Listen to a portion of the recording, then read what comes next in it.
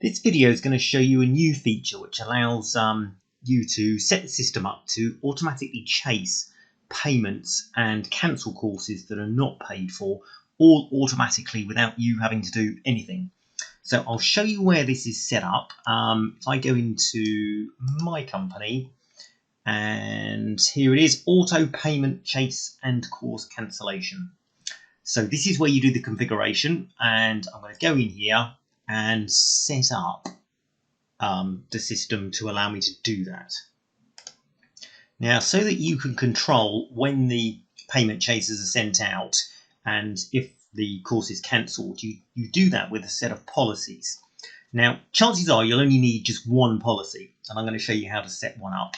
So I'll click on the add policy, and here we choose what courses we want, and in most cases you will just need all courses. That means any course that needs payment will be chased.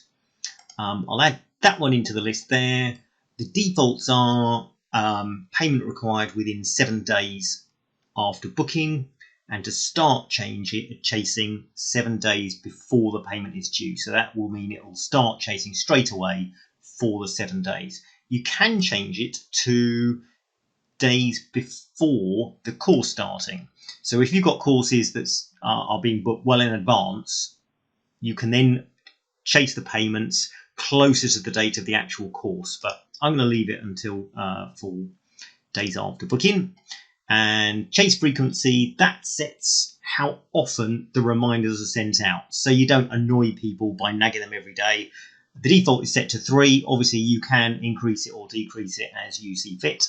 And then finally down here is automatically cancel. So if the customer hasn't paid within the amount of time given, then you can automatically cancel the course, and that means it frees up the space ready for another customer. So I'm going to leave those settings as they are, click on OK, and there we go. There's our first policy. Chances are that's all you'll need, but you can add other ones as necessary. I'll then click on this View Scheduled Actions, and what this will do is it will run through my database and look for any people that are currently booked in advance who haven't paid and who need chasing. So in this case, it's found 2 customers who are booked in this coming week and still owe £150 each. So at 6 PM tonight, they will be sent a payment chaser. Now you can set up stationery here. By default, it just puts in a very basic chaser, including the button that will allow the customer to actually make the payment. You can customize this using the edit button down here. So if you want to add additional information, you can do so.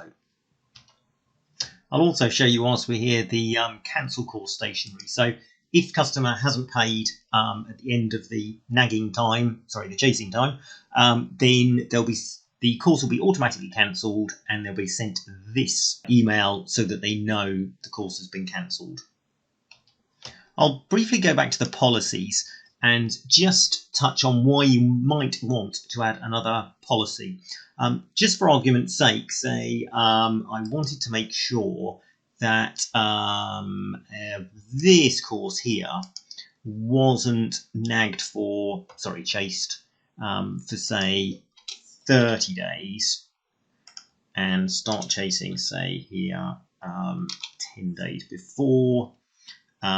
Click on OK. So now all courses will be chased 7 days after their booking, but in the case of the DAS date, that won't. So it'll be a lot more lenient with the chasing. So that's the reason why you might want to add a second policy. But in most cases, I think the all courses one will cover the requirements.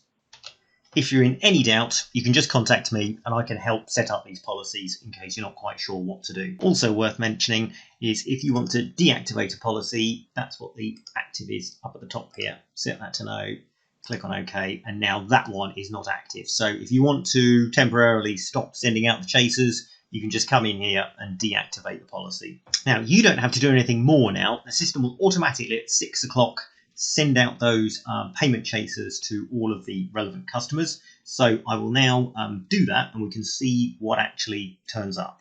So here is what Ethan will have received as a reminder to pay for his course. So here you can see the text, and it's filled in the course date that needs paying for. And here's the button which allows him to make the payment. And if I click on that, up comes the screen, which then allows the customer to pay for it directly.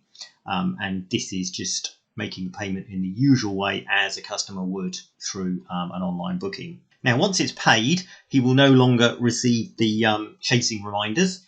Obviously, if he doesn't pay, he'll receive another reminder in 3 days' time, and it will keep going like that until the cancellation date is reached, and then it will be cancelled, and he would receive an email telling him that it had been cancelled. If you don't want the system to automatically cancel it, you can set that up in the policy. So I'll show you here. If I go back here to the policies, if I change this bit automatically cancel to no, then what it will do, it will just keep nagging until the course itself. So it'll just keep nagging, asking for payment, but it won't automatically cancel. Right, that is it. So if you'd like to use it, you know where it is. And if you need help, let me know and I can help you set up the policies for your company.